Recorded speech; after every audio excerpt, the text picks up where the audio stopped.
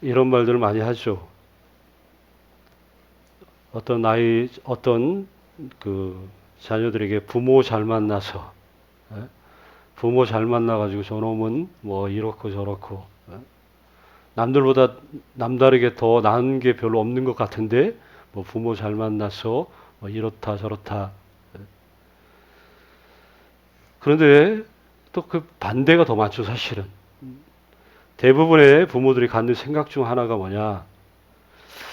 아이들이 부모를 잘못 만나서 지금 이런 부모 때문에 좀 누릴 거를 좀 더 충분히 누리지 못하고 사는 건 아닌가.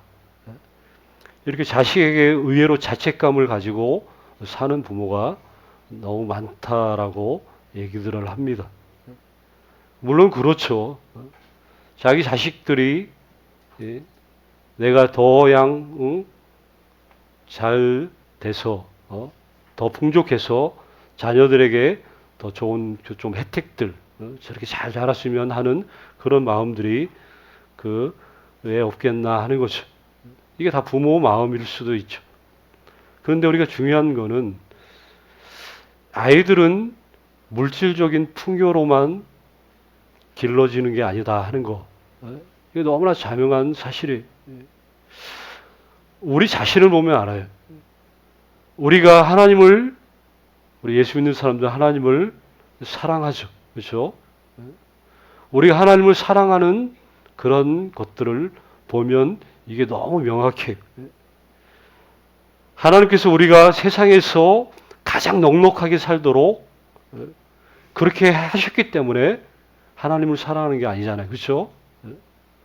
부족하고 어떤 사람들은 하나님을 사랑하는데도 불구하고 연약하고 힘겨운 사람들이 너무 많아요. 풍족하기 때문에 하나님을 사랑하는 게 아니라는 것. 이것은 자녀들도 마찬가지죠. 풍족하기 때문에 행복하고 이렇게 잘 길러지는 것이 아니라는 것을 우리는 우리 자신을 보면 잘 알 수 있어요. 우리는 그렇게 고백해야 되죠.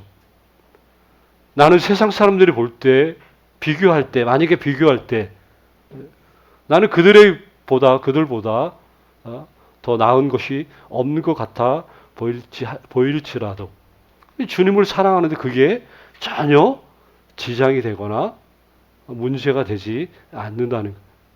이게 얼마나 큰 축복인지 곰곰이 생각하면 생각할수록 이 기적이죠, 기적. 이런 상황 속에서 나의 나된 이 상황 속에서 나의 현실 속에서 내가 주님을 얼마든지 사랑하고 주님을 믿는 믿음으로 이 세상을 살아갈 수 있다는 것. 이게 얼마나 복되고 영광스러운 것인지.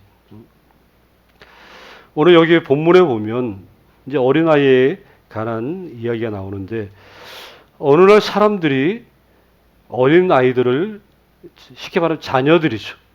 자기 자녀들을 데리고 예수님께로 나아옵니다. 나아온 이유는 딱 한 가지죠. 예수께서 자기들의 자녀들을 정말 축복해 주시기를 바란 그 마음, 그 하나 가지고 주 앞에 나왔어요. 당시 그 유대인들은 자녀들을 공회당으로 이렇게 데려가서 그 랍비의 그 안수를 받기도 하고 또 일반적으로는 부모들이 직접 집에서 자기 자녀들에게 이렇게 안수를 했다고 합니다. 그러니 예수께서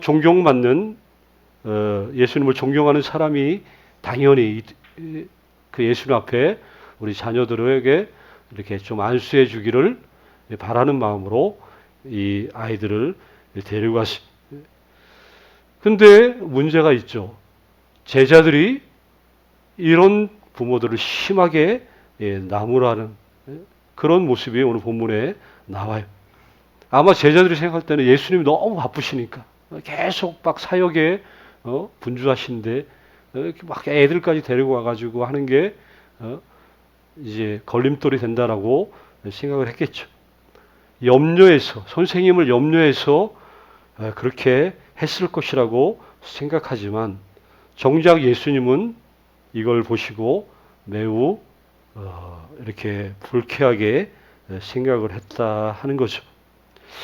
그러면 주님은 이 아이들을 귀하게 여기셨다 하는 건데 왜 예수님이 이런 어린 아이들을 귀하게 귀중하게 여기셨을까? 자, 답이 나와 있죠. 여기 세상의 모든 그 사람들이 이 어린 아이와 아이들과 같지 않으면 결탄코 어디에 하나님 나라에 들어갈 수 없기 때문에 그랬다 하는 거예요. 이런 어린 아이처럼 되지 않으면 결탄코 하나님 나라에 들어갈 수 없다. 자, 어느 사회, 어느 시대에도 그렇지만 어린 아이는 귀한 존재로 여기시죠. 뭐 유대 사회도 그랬고, 특히 유대 사회에서 우리가 신학적으로 성경적으로 봐도 어린 아이는 그냥 단순한 어린 한 아이 생명체가 아니죠. 하나님의 언약에 대한 선물이자 보증이 하나님의 약속이 아브라함에게 주어졌을 때 하늘의 별과 같이 바다의 모래같이 그래서 그냥 이스라엘 백성들은 그 한 명 한 명이 그냥 이스라엘 나라에 어쩌다 보니까 태어난 이스라엘 백성이 아니라 하나님의 언약에 대한 보증으로 존재하는 그런 자들이라는. 그래서 언약을 이룬 데 있어서 어린아이는 결정적인 역할을 했다는 거죠. 예전에도 그랬지만 뭐 고대 사회에서는 자식이 많으면 많을수록 이게 축복이라고 생각을 했어요. 유대인들에 있어서 가장 행복한 모습을 떠올린다면 유대인들은 부모와 자녀들이 한 상에 둘러 밥을 먹는 이 장면을 떠올려요. 지금도 안식일이 되면 온 가족들이 모여서 그 6월절 만찬, 6월절 만찬, 안식일을 그 만찬을 나눠요. 그러니까 이 그림이 그러니까 같이 밥 먹는 거, 그 장면이 가장 행복한 가정을 보여주는 그러한 모습이라는 게 유대인에게 있어서 모르겠어요. 우리들은 어떤 게 가장 행복한 모습인지 그건 모르겠지만 같이 밥 먹는 게 얼마나 행복한 모습인지 이거 유대인들은 그거를 가지고 있다. 그래서 유대인들에게 그 밥상머리 교육이라고 해가지고 혹시 들어봤는지 모르겠지만 유대인들의 모든 교육은 어디에서 이루어져요? 밥상머리에서 이루어지는 거예요. 밥을 먹으면서 거기서 이 아이들이 어떻게 자라야 되고 어떤 생각들을 가지고 어떻게 이렇게 해야 되는지 유대인들의 그 교육법이 지금도 온 세계의 사람들이 유대인들의 교육법, 남다른 이 교육법을 접목시키고 적용하고 또 우리나라도 유대 이걸 뭐 책으로도 다 나오고 또 이런 걸 본받으려고 이렇게 따라하는 그런 그 경우가 굉장히 많으시죠. 자, 그러면 다시 한번 질문하는데 어린아이는 귀한 존재예요? 아니에요? 귀한 존재죠. 근데 사실은 귀한 존재이면서 또 사실은 아니기도 하다. 이게 이렇게 대답할 수밖에 없어요. 이게 왜 그러냐? 아이들은 귀하면서도 또 귀하지도 않다. 이렇게 대답을 할 수밖에 없는 상황이 있었어요. 당시 그 이제 유대 사회에서 이제 우리가 이해를 좀 해야 되는데 성경에서 가장 사회적인 약자들, 사회적으로 어떤 보호와 어떤 그런 그 보호의 대상이 되지 못하는 그 사람들이 있죠. 누구예요? 가부, 가난한 자, 뭐 병든 자. 거기에 누가 포함돼요? 아이들이 포함된다는 거예요. 어린 아이들. 부모는 그래서 자녀에 대한 어떤 절대적인 권위를 가지고 있어요. 그래서 자녀들은 육체적인 어떤 뭐 형벌이라든가 어떤 강제적인 희생의 어떤 대상이 되기도 했는데, 유대교에서 특별히 12살이 되기까지, 12살이 되면 그때부터 이제 율법 교육을 배울 수 있어요, 형식으로. 그러니 율법 교육을 받기 그 전까지는 종교적으로 이제 미숙한 자로 이제 여겨지는 거죠. 그래서 여자라든가 뭐 병든 사람, 가난한 사람과 마찬가지로 이 아이들은 그 사회 변두리 집단에 불과했다는 거예요. 이러다 보니까 예수께서 아마 예수께 다가오는 아이들을 제자들이 꾸짖은 이유 중에 뭐 예수님의 분주함도 있었지만 아마 이런 개념들이 또 깔려 있을 수도 있었다 하는 거죠.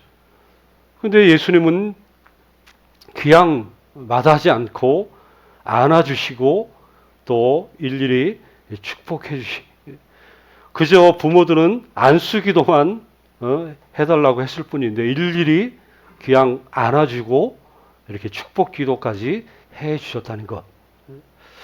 자, 그 당시 유대 사회가 이 어린 아이들이 종교적으로 미숙한 자로 여겼는데, 근데 공교롭게도 그 당시 사회가 그리스 로마 사회잖아요, 문화적으로. 당시 예수님 당시에 유대인들은 누구의 지배를 받았어요? 로마의 지배를 받았잖아요. 근데 로마의 그 문화도 그때 별반 다를 게 없었다는 거예요. 그러니까 당시 로마나 그리스 사회가 추앙했던 가장 큰 덕목이 뭐냐? 힘이에요, 힘.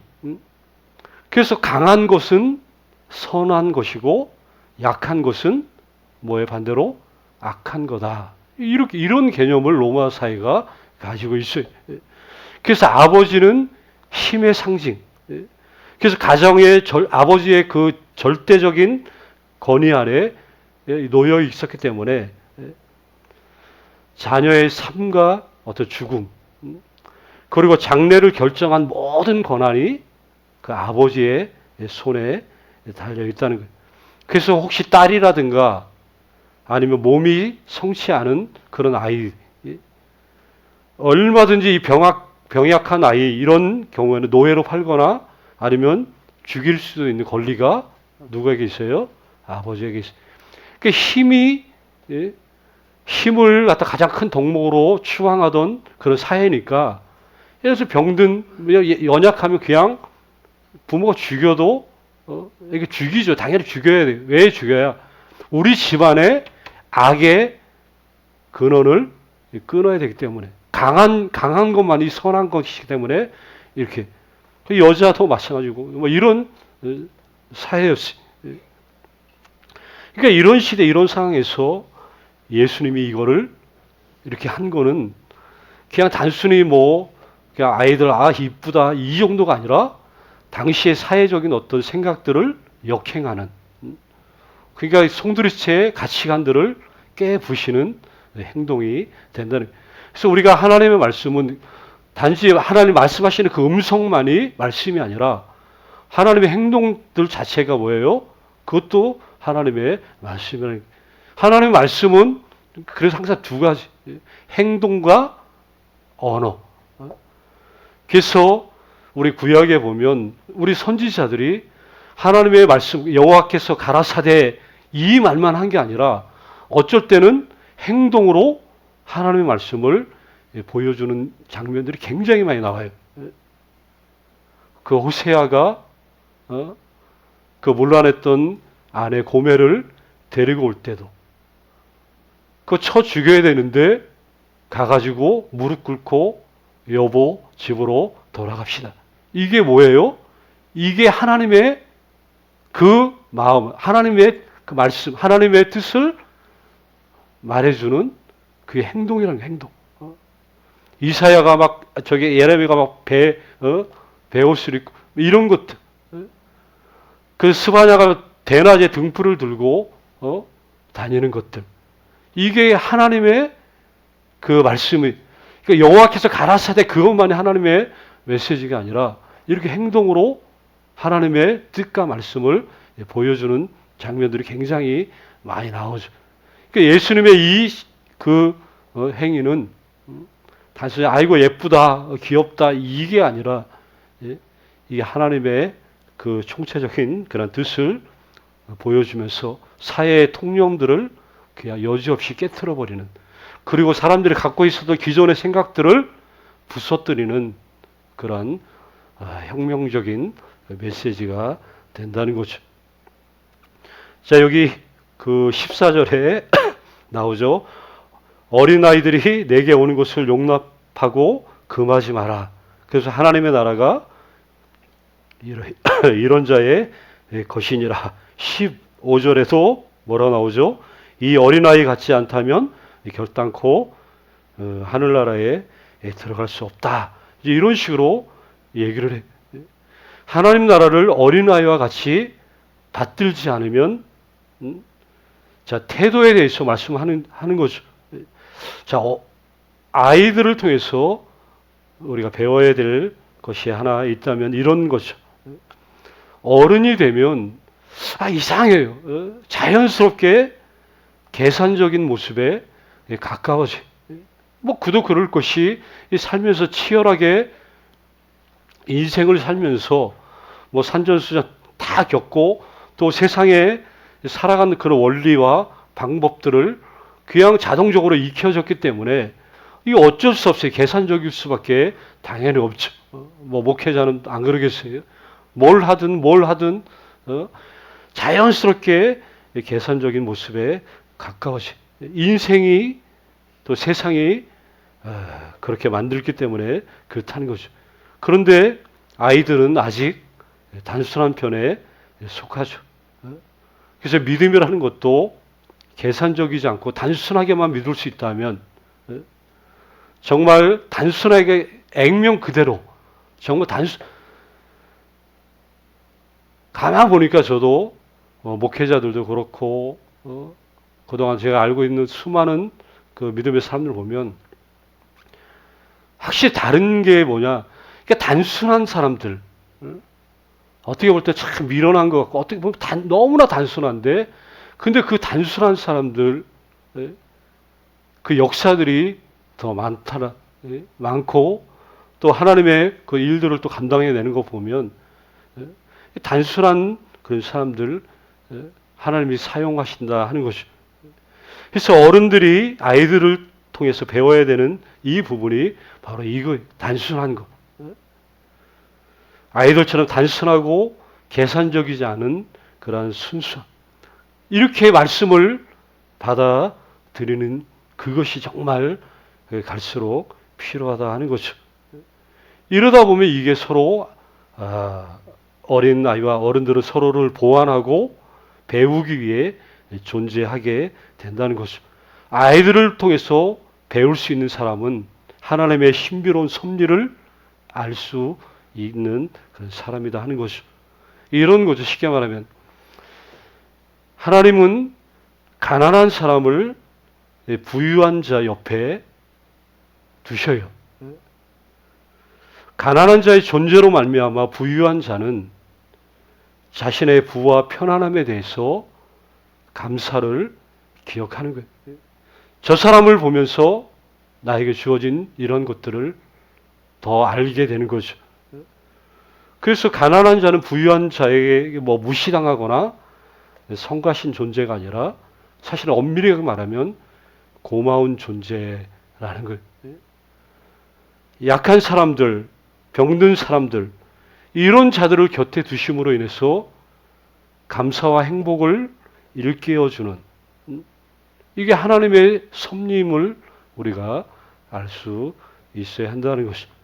연약한 자들, 나보다 또 부족한 사람들, 볼 때마다 무시의 대상이 아니라 감사와 고마움의 조건, 하나님 앞에 내가 얼마나 감사하고 고마운 사람인가, 이거를 알라는 것이죠. 똑같죠. 아이들을 보면서 배울 수 있는 삶들.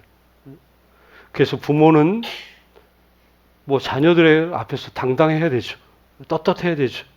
부족한 삶에도 불구하고 항상 감사하고 찬송하는 그런 모습을 보임으로 인해서 이런 말하면 우리 아이들이 웃을지 모르겠지만 부모는 어쨌든 감사하고 찬송하는 모습을 보일 수 있어요. 이게 가장 훌륭한 자녀 교육이 된다는 거죠.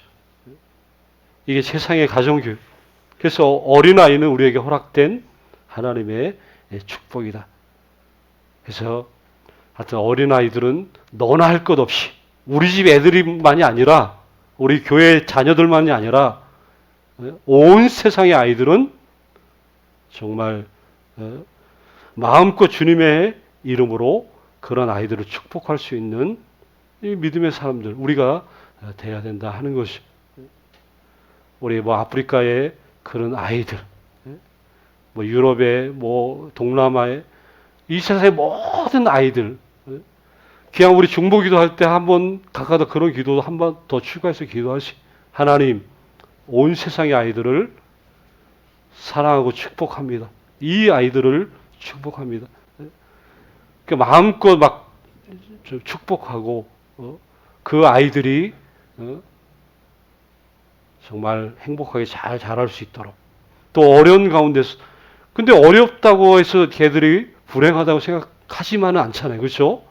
오히려 못 사는 나라 애들이 더 밝고 미얀마 한번 나중에 가보셔야겠지만 그 애들 보면 막 얼마나 이쁜지 그거 정말 그거 하나 그냥 얻어먹어도 그렇게 그냥 바글바글 밥 한 그릇 국수 한 그릇 삶아주려면 그냥 와가지고 그 얼마나 귀엽고 이쁜지 얼굴에 그 하얀 거 막 그 칠하고 그 정말 신발도 못 신고 그 막 맨발로 다니는 그런 애. 근데 그 애들에게 그 어두운 그늘이 정말 없어요. 그러니까 하여튼 아이들 정말 마음껏 축복하고 주님의 이름으로 그 아이들을 이렇게 사랑하고 품을 수 있는 이런 우리 사람들이 믿음의 사람들이 돼야 된다는 것이죠. 오늘 예수님께서 이렇게 하셨던 것처럼 우리도 그렇게 그런 삶을 살 수 있기를 간절히 주의 이름으로 축원합니다. 아버지 하나님 감사합니다. 아이들을 축복하는 삶을 살게 하여 주시옵소서. 지나가다도 모르는 아이들 우리가 볼 때에도 우리 마음속으로 하나님 저 아이들을 축복할 수 있는 그런 넓은 마음들을 주시고 온 세상의 아이들을 주께서 사랑하심을 우리가 기억하면서 온 세상의 아이들을 위해서 정말 축복을 빌고 모든 아이들이 행복하게 자라나는 것들을 소망할 수 있는 우리의 삶이 되게 하여 주시옵소서. 예수님의 이름으로 기도드리옵나이다. 아멘.